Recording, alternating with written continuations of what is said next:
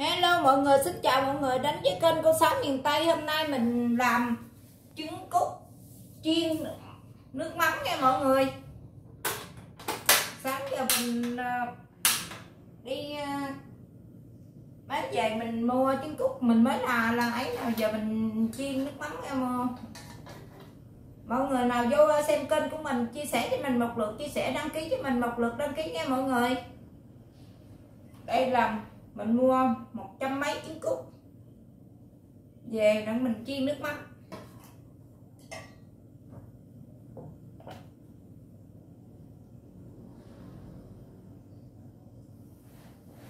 Mình luộc trứng cút mình lọt sẵn rồi mọi người ơi. Rồi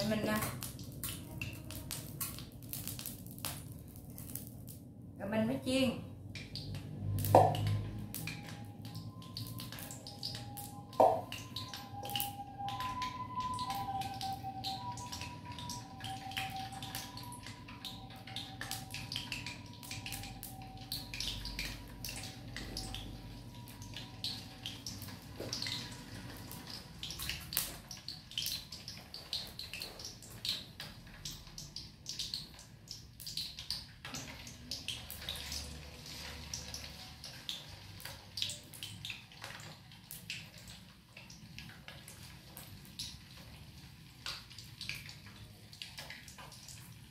Mình đó giờ cũng chưa làm món này lần nào, mới làm lần đầu tiên đó mọi người. Mình có tẩm bột vô cái trứng cút đó mọi người, tẩm bột chiên giòn á, chiên cho nó mau vàng mọi người.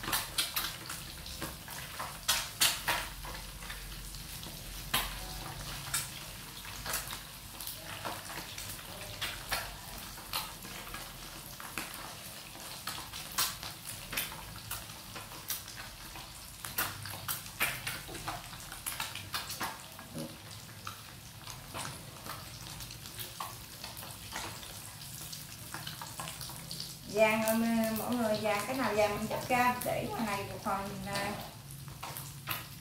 tại mình tẩm lớp bột chiên nó cũng mau vàng lắm mọi người, bột chiên giòn á.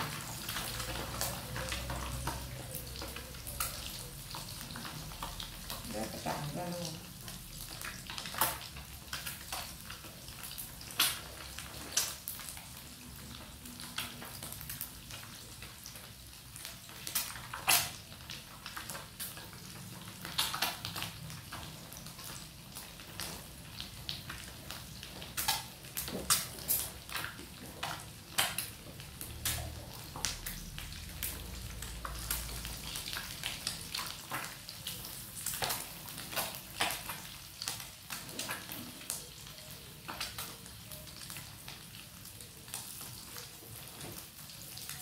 Cái vàng này mọi người.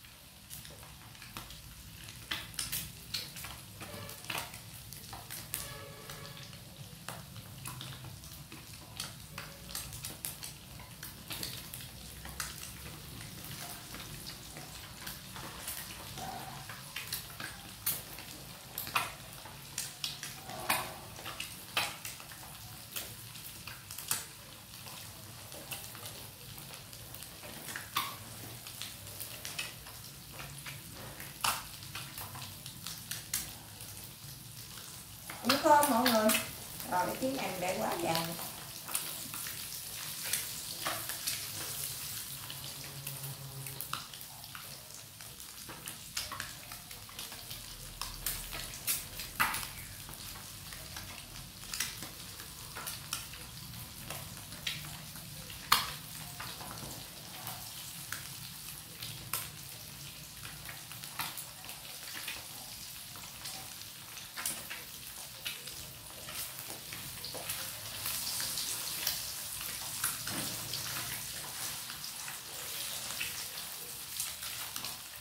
Nó cũng mau vàng mọi người á, nó cũng mau vàng.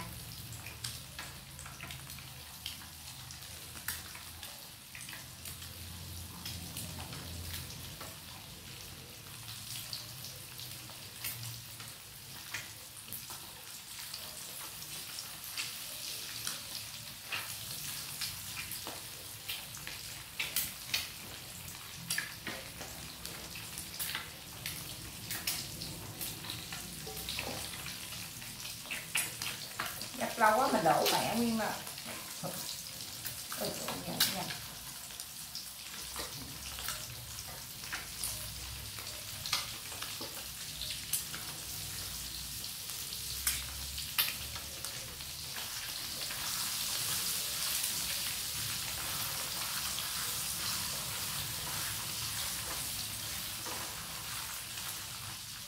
Cái này nó dạng chân mà mọi người.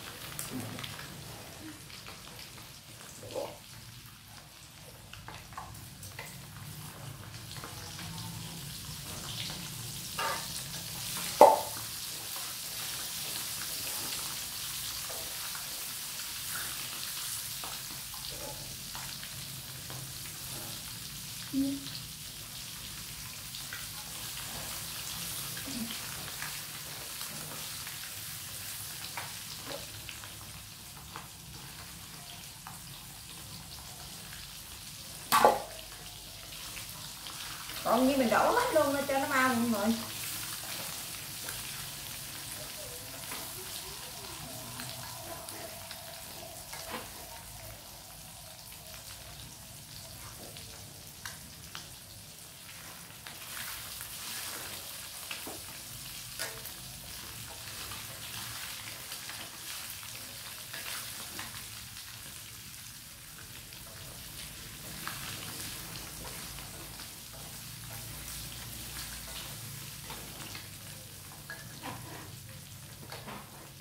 Mở cửa đấy cho mẹ tôi bảo đi. Để bảo với cái chén.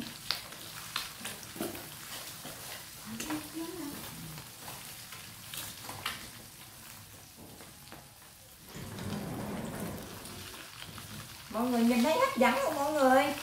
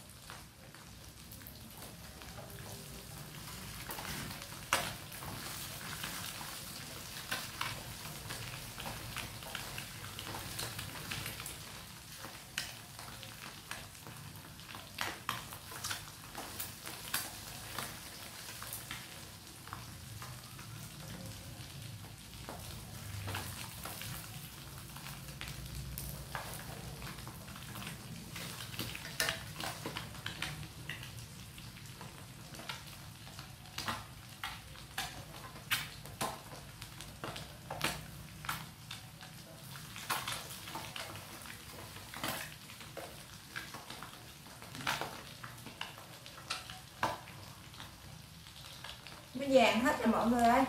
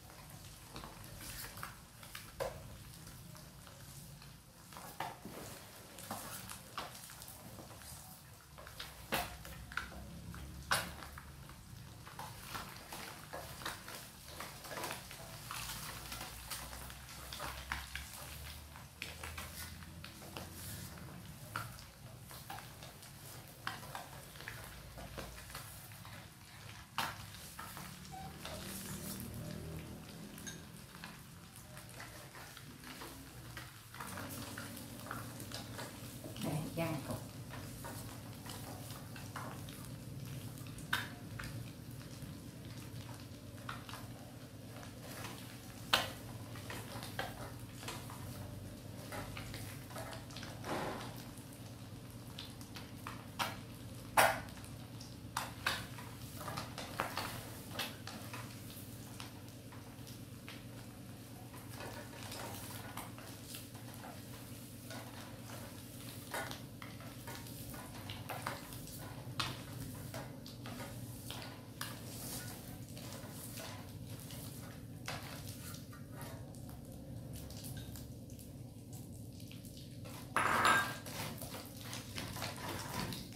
Cái mẹ bịch giấy vậy.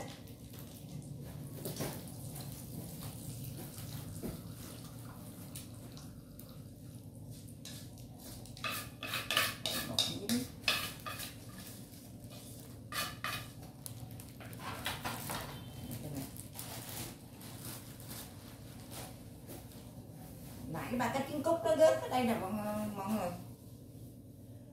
Anh bỏ tỏi vô mình sấy.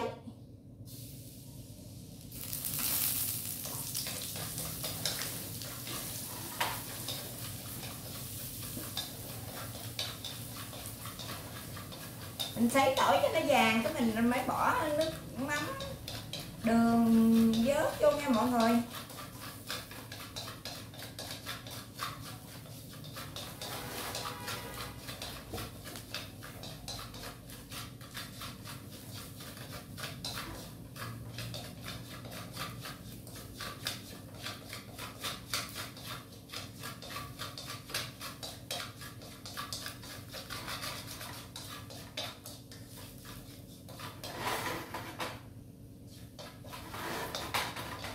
Vàng cho nó thơm luôn, một quá trời thơm mọi người ơi. Gọi nó vàng nó thơm rồi mình đổ nước mắm ớt với đường pha sẵn cho chén rồi mình đổ vô mọi người.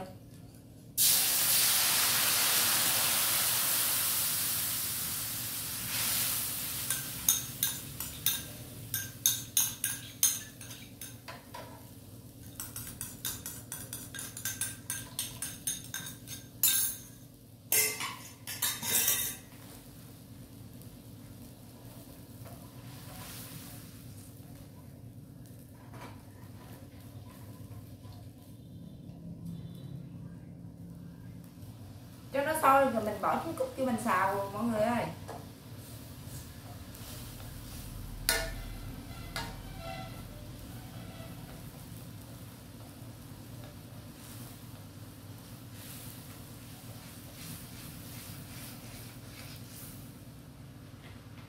Bỏ trứng cút vô xào cho nó thấm.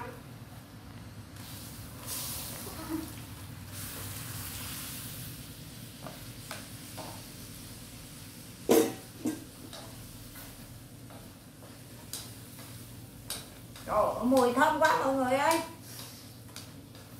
Thơm không? Đây, dẹp cái dĩa đó, kéo cái bàn thức ra rồi mẹ không nữa đó. Thơm quá thôi. Thơm quá mọi người ơi.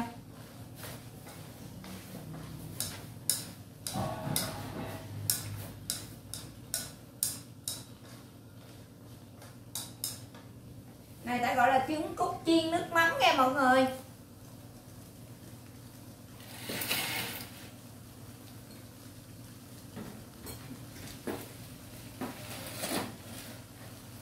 Đây cái ghế nhỏ kia. Dẹp cái đó ra ngoài. Đừng cái đó ra ngoài. Đừng cái cái nồi cái này. Đây cái ghế ngồi nhỏ không?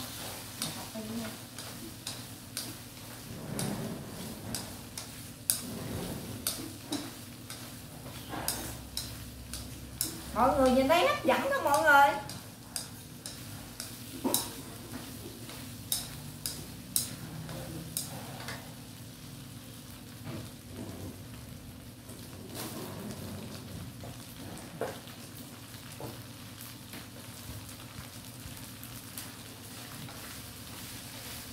Nó khô rồi nè mọi người ơi. Đánh lại rồi nè.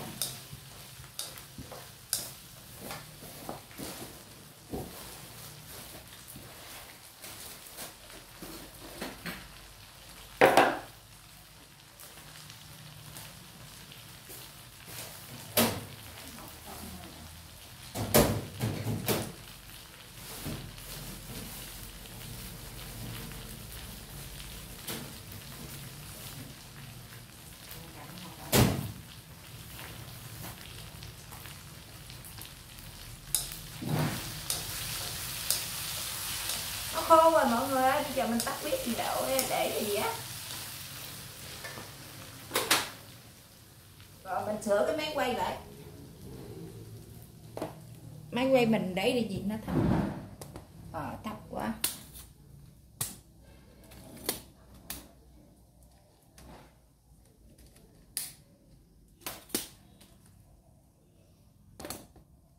Rồi.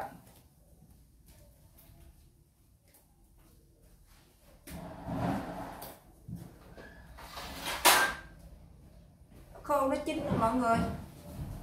Mình đổ ra mâm.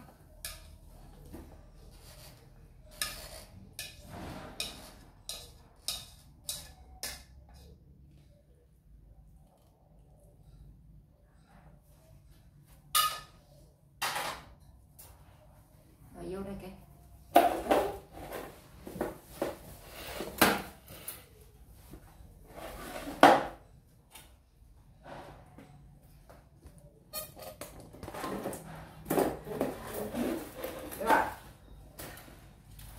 Mọi người, mời mọi người vô ăn với mình trứng cút chiên nước mắm nha mọi người. Chào mọi người đi kênh. Chào mọi người. Con chào mọi người. Con chào mọi người.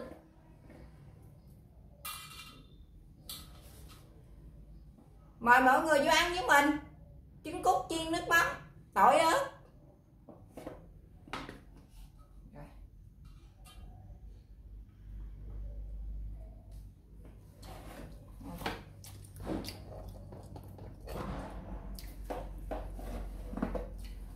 Để mới thấy hình nó bự mọi người.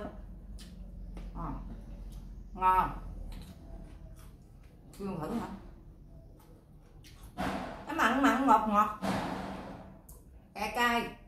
Trứng cút chiên nó vàng nè mọi người.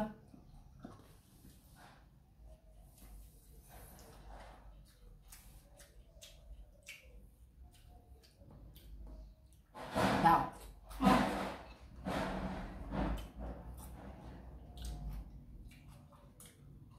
Trứng cút mình luộc sẵn rồi cái mình chiên á là nó dai rồi mọi người, cái mình ấy nước mắm nữa, nó thơm, nó ngon. Mời mọi người.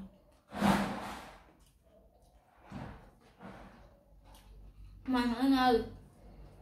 Nói từ từ. Con mời mọi người. Con mời mọi người.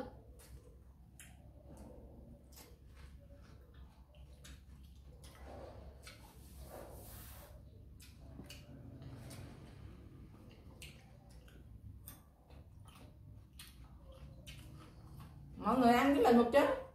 Mình chiên nó vàng này nè mọi người.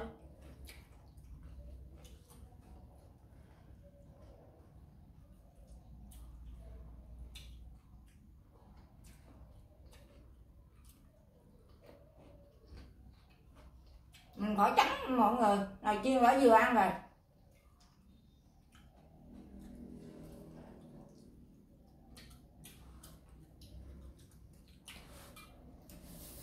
mình ăn kèm với leo nết có ngát.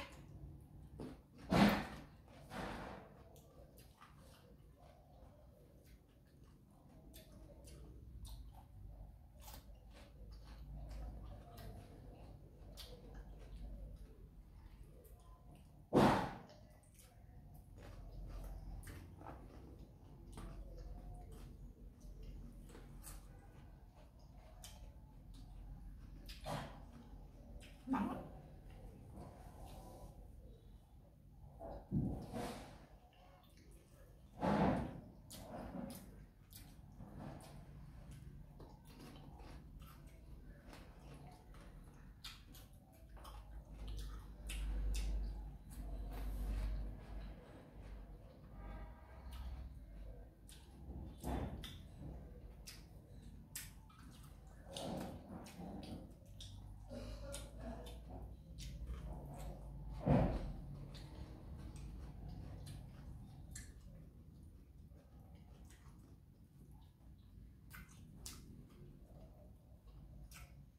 Ngon quá mọi người ơi.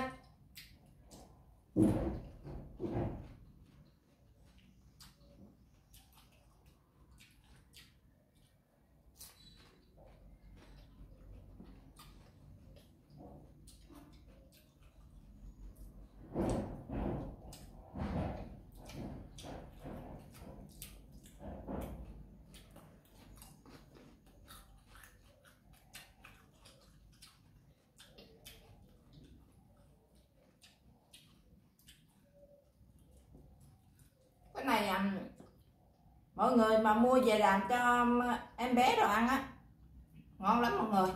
Ăn cơm cũng ngon nữa, nó mặn mặn ngọt ngọt cay cay.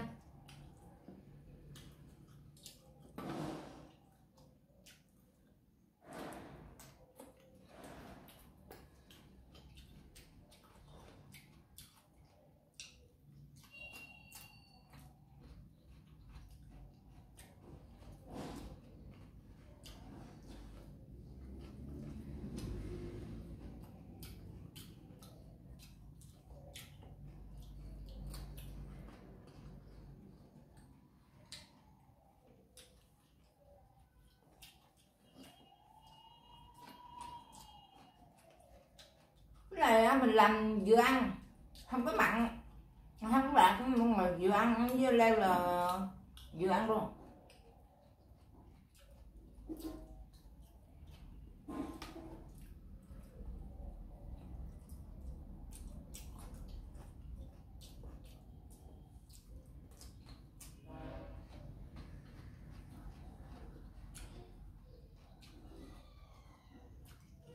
Ăn đi.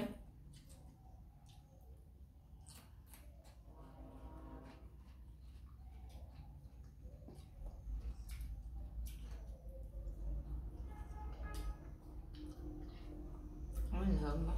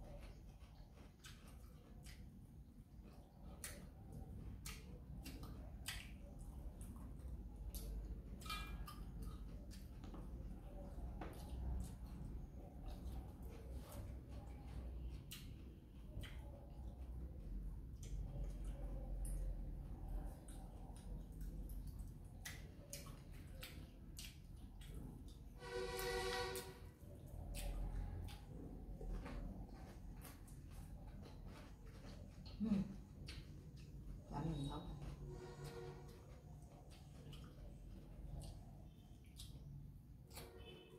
Ăn.